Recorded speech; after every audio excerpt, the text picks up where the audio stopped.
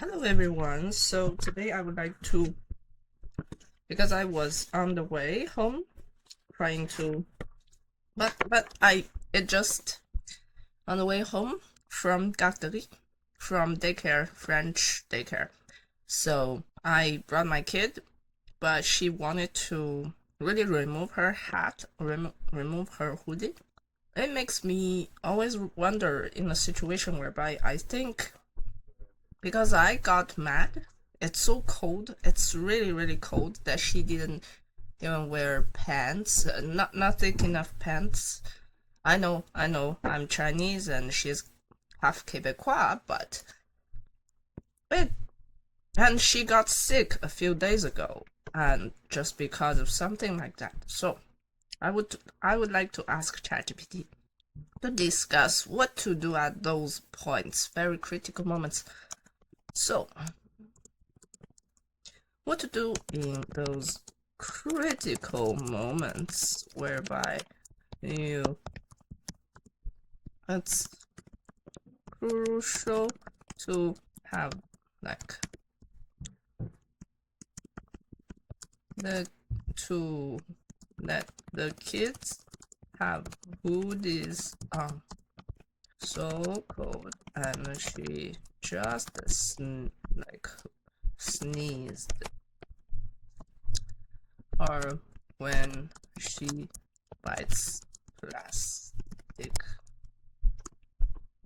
At those moments, it's hard to say okay or stay calm and let her do what she wants.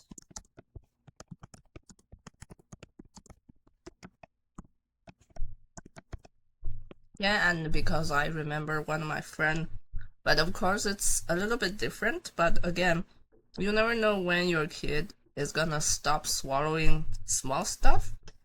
And at the moment you were like, no, I told you, no. I'm sorry, I'm from another culture. I don't even know what to do at those moments. So,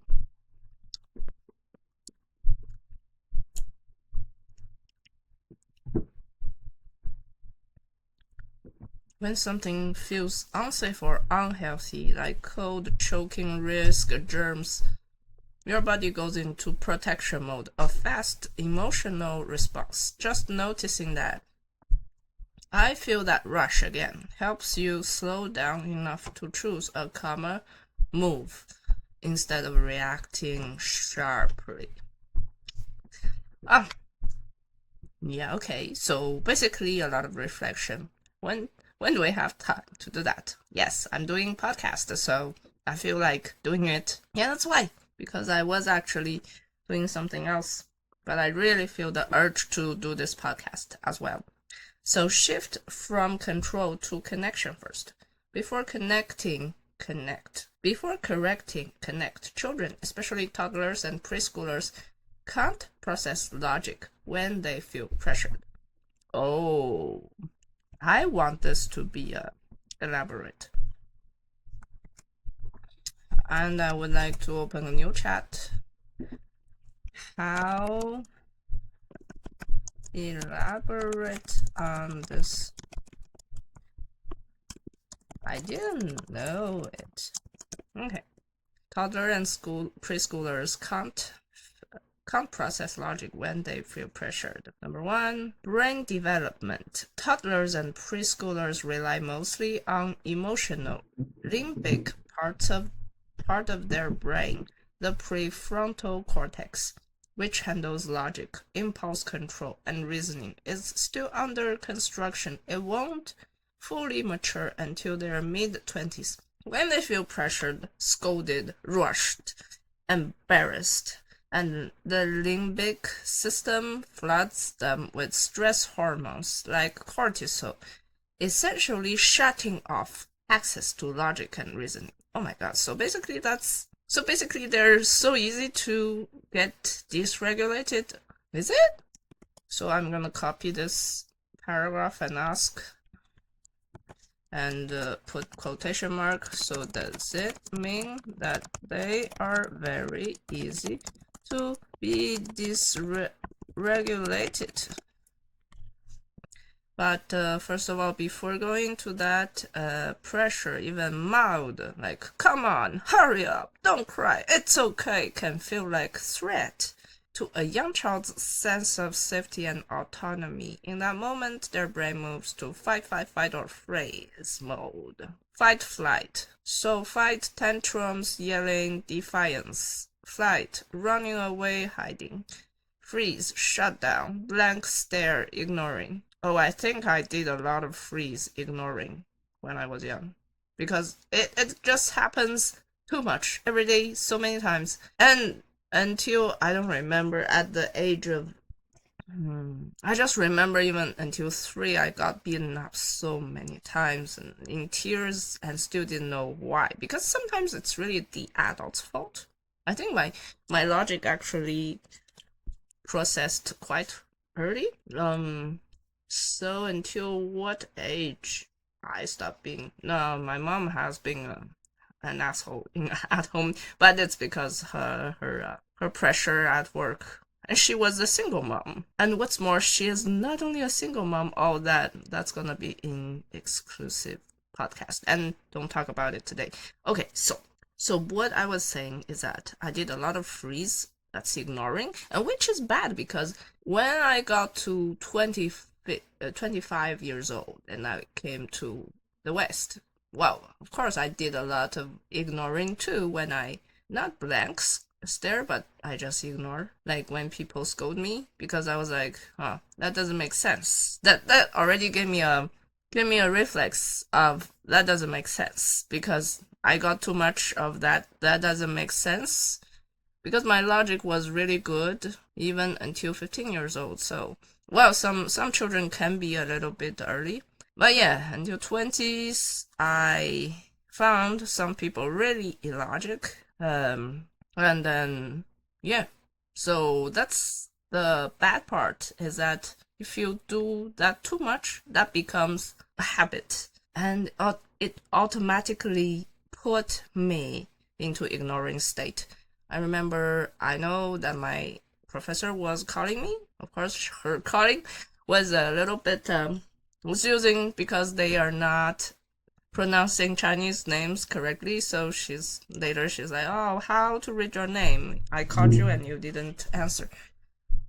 But because I didn't want to answer at that moment, so I automatically ignored it. It was a chaotic situation because there are so many students back then. Anyway, so just saying that there's backfire stuff if we do it too much. So yeah, that's something I really want to change. So I don't know how many podcasts gonna take me to work towards there. We will see. To reach that point. Okay, so what works better? When calm and connected, you can process simple logic. We wear coats because it's cold. But first, they need to feel safe and sing. You can name the feeling. You really don't want your hoodie right now. And pause the logic. Wait until they're calm before explaining. Okay. Offer gentle choices. You can hold the hoodie or wear it. You decide. So basically, we really let them decide. Okay, you decide. I understand you don't want to do it now. Keep tone playful. Play turns off the stress alarm. Yeah, you have to be nice and playful so that they won't have the stress alarm, so it reopens thinking pathways. So it's not that toddlers are stubborn. Their brains are just overwhelmed by emotion and reasoning can't get through until they're back in calm, connected state. Oh, interesting. So, dysregulated question, because I was like, oh my god, if that's how their brain, limbic brain, is working, like that's dominated, right? So does it mean that they are very easy to be dysregulated? Exactly, yes, that's the key point. Toddlers and preschoolers are very easily dysregulated, and it's completely normal for their age. Here's why. Their nervous system is still learning balance. Think of emotional regulation as a skill, like learning to walk, but for feelings. The limbic system, which senses threat. What does it mean? So you learn to regulate your emotions a little bit by doing it. The limbic system, which senses threat and emotion, develops much earlier than the prefrontal cortex, which helps calm and reason. Okay, so it's two parts. One part is sensation of bad emotions, basically, and the other one is logic, which is called prefrontal cortex. I think that part of my brain is really big. So when something feels frustrating, confusing, or out of control, the emotional alarm system goes off, but the calm down system isn't strong enough yet to handle it. Oh. Small things feel huge to them. To us, put your shoes on is small, but to a toddler, it can trigger loss of control. I want to do it my way. Sensory discomfort. These shoes feel wrong. Or a simple mismatch in timing. I was busy imagining a dragon. Oh my god. Because their brain can't yet buffer stress well. Even minor stressors can tip them into dysregulation. Tears, yelling, shutting down, etc. Oh my god. The way they learn regulations is actually through us. Oh my gosh. When we co-regulate, calm voice. So calm voice is a co-regulation thing. Slow breathing, empathy. Oh my gosh. Okay, co-regulate. Calm voice, slow breathing, empathy. Their nervous systems start to mirror ours. Oh, they're gonna mirror us. That's why I didn't learn the right way. Because I mirrored the wrong people. Okay, that's how they practice returning to calm. Then how did I practice it? Because that's another story of being bullied and do not want people to see me cry. So I rewired my brain in my early childhood. Okay, so harsh. Over time. Alright, sorry. I forgot to turn my lights on. So it looks a little bit better. Okay, good. So yes, they're easy to dysregulate, but also easy to re-regulate if we focus on safety, connection, empathy. I understand you. And calm before explaining or correcting. Okay, that makes sense. Thanks for the explanation. So, can't process logic when they feel pressured. A soft but steady tone works better than urgent words. You really want to take this off, huh? You like biting that plastic, don't you? But let's see what else you can bite safely. Oh.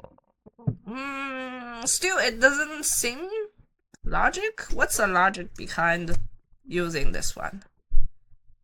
Well, I ask this later. Okay.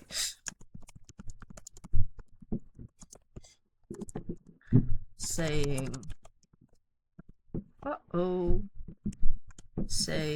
this. Okay, so have a quick, safe pivot ready. Replace the behavior instead of simply stopping it. Oh, so you can replace it. Let's unzip it a bit so you're comfy but still warm. Here, bite this chewy straw toy instead. So, but finding replacement is tricky, especially in the hoodie thing. So we're gonna need to do another podcast to find what to replace, because I do find for my toddler to replace things is very useful. Revisit it after the moment. Remember when. So later in a calm moment, you explain, remember when you didn't want your hoodie? It's okay to tell me you're hot. We can find another way to cool down. Reframe your own role in the moment. Your job isn't to win the argument. It's to keep her safe while preserving trust. If she's sneezing, the priority might shift to stay warm, but how can I help you feel more comfortable? That keeps you on her side instead of in opposition. I don't understand the logic behind saying this. Okay, so the previous one, like psychological logic. Okay, you like biting the plastic, don't you? It names, not shames, the behavior. When you say you like biting the plastic, don't you? You are not approving of it. You are acknowledging that the child is doing and why. Number 2, you separate need from action. What? This phrasing distinguishes the underlying need, oral sensory input, boredom, anxiety, teething, curiosity, from the unsafe behavior, biting plastic. By saying you like biting that plastic, you're decoding her need. You want to bite something. It's decoding her needs? Okay, I don't understand. So if I don't say, okay, I don't say you want to, I say you like. Because want to is a need, or you need to. You say you like. Okay, then you offer, let's see what else you can bite safely. A replacement behavior. Okay, so basically let her have a replacement. I can meet my needs safely, do not just whatever my impulse says. Okay, that makes sense. Okay, it keeps you as an ally, not an opponent. The structure, yes, I see what you want. Here's how we can do it safely. Keeps the adult and child on the same team against the problem, not each other. It models problem-solving language. Notice, understand, adjust, try another way. It teaches a calm, flexible way of thinking. Notice, understand, adjust, try another way. Yeah, actually, even when I was 30s, when I was trying to change the habit of messaging my ex, I do that the same thing. But I don't have to validate my own emotions. It's more like, because I have no emotion attachment, it's more like a friend, but I want to change the habit of wanting to message my ex because I just broke up with him. So instead, I told myself, instead I can go to Bumble and message some people. And that's how I got my good date. Of course, I also got some bad date, but that's how I got my good date. So nice. That's how I got a life right now. So, the logic behind saying stay warm, but what can I help you feel more comfortable? Okay, yeah. Because her needs is to feel comfortable, but we need to stay warm. That makes sense. So we find a replacement, and we need to not negate her autonomy. By starting with stay warm, you reaffirm your protective role. By adding, how can I help you feel more comfortable? You hand some agency back to her. 我们可以做些什么呢? Sorry, I'm trying to say it in Chinese since my major communication language to her is actually Chinese. It signals partnership, not power struggle. It teaches internal negotiation. I need to stay warm. I want to feel comfortable. So there's an internal negotiation inside her? There is. Over time, this becomes her inner voice. I don't like this sweater, but I can wear another one. Well, that's good. It preserves, but at those moments, she doesn't have a replacement. It preserves connection under stress. So she has an internal negotiation? Her mind is juggling two competing drives. Oh, that's interesting. That's interesting. Even in very young children, there's already an internal negotiation happening. Really? Though it's primitive, sensory, and emotion driven, rather than verbal or logic like, adults. In those moments, your child is experiencing something like, I don't like how this hoodie feels. It's hot, it's tight, discomfort. But mom says it's cold, I might get sick. That tug of war between comfort and compliance is the seed of internal negotiation. That's interesting. Learning how to hold two truths at once and decide what to do. Toddlers can't yet put it into words, so it shows up as sudden defiance. No, Hoodie! Okay. Crying or tugging. Looking to you for cues. Then resisting again. That's her early version of I want X, but I also want know why. Oh. Because they cannot say it in words, put it in words. That's interesting. You act as her co-regulator and translator. You come, phrasing, stay warm, but how can I help you feel comfortable? Gives her words for that inner conflict and helps organize it. Yeah, basically, I help her organize her thoughts. You're basically modeling what her inner voice will sound like one day. I don't like this hoodie, but maybe a softer one will work. Oh, that's good. Every time you do that, her brain practices integrating emotions and reasoning, the foundation of self-regulation. Why this matters long term? If we skip the negotiation, just do it because I said so, she learns only compliance or rebellion. If we invite her into the process, you don't like this one, how can we make it better? She learns. My feelings are valid. Oh, that's important. Rules exist for a reason. I can solve problems within limits. Yeah, so actually yesterday, I said something that's really like I learned recent years with my husband. So basically, if I don't meet my husband, I wouldn't learn the word middle ground.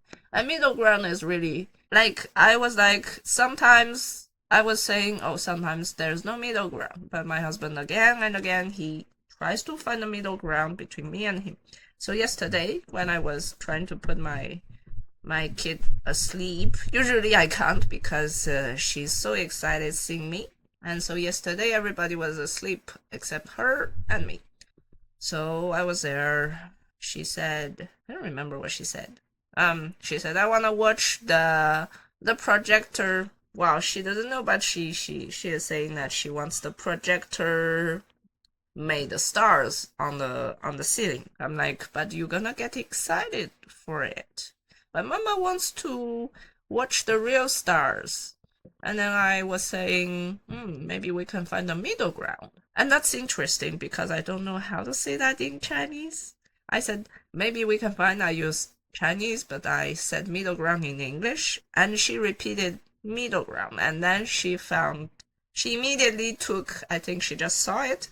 She took her doctor kit because earlier we said that I'm sick and I need her to check out on me as a doctor. And she began to use her doctor kit to, do things on me. And that's so cute. She's like, Mama, take medicine. Mama, let me check your ears. So cute. And so, yeah. And then I found my way because we reconnected. I started making stories. So, yeah. Maybe there's a word, and we can practice saying, maybe we can find a middle ground. Something like that. So basically, this negotiation or internal negotiation is also to find a middle ground, and I found this is really useful.